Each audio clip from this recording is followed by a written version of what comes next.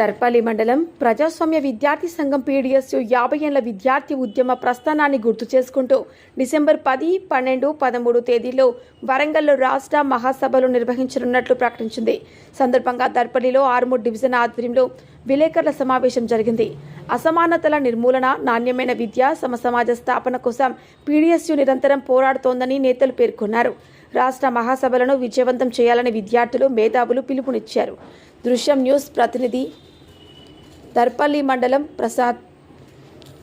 ప్రగతిశీల ప్రజాస్వామ్య విద్యార్థి సంఘం పీడీఎస్ గత 50 సంవత్సరాలుగా విద్యార్థుల హక్కుల కోసం, సమసమాజ స్థాపన కోసం, నాణ్యమైన శాస్త్రీయమైన విద్య అందరికి అందాలని చెప్పే ఒక ఉద్దేశంతో ఎంతోమంది అమరత్వం పొందిన ఈ విప్లవ సంఘం ఈరోజు తమ 23వ రాష్ట్ర మహాసభల్ని డిసెంబర్ 10, 12, 13 తేదీలలో వరంగల్ ఉద్యమ జిల్లా అని చెప్పుకునే ఉద్యమ కిల్లా అయినటువంటి వరంగల్ గడ్డ మీద జరుగుతూ ఉంది.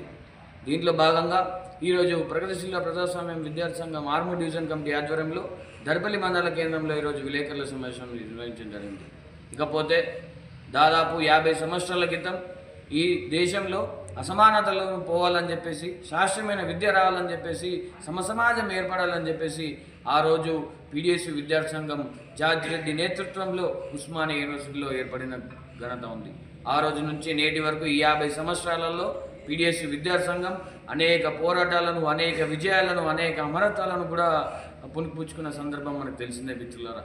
కాబట్టి ఇలాంటి పీడీఎస్ విద్యార్థి సంఘం తమ 23వ రాష్ట్ర మహాసభల్ని కూడా విజయవంతంగా జరుపుకోవాలని చెప్పేసి కూడా ఈరోజు అన్ని మండల కేంద్రాలలో, అన్ని జిల్లా వ్యాప్తంగా, రాష్ట్ర వ్యాప్తంగా కూడా తిరిగి క్యాంపెయినింగ్ చేస్తున్న సందర్భంగా ఈరోజు దర్పల్లి మండల కేంద్రంలో కూడా ప్రచార కార్యక్రమం జరిగింది.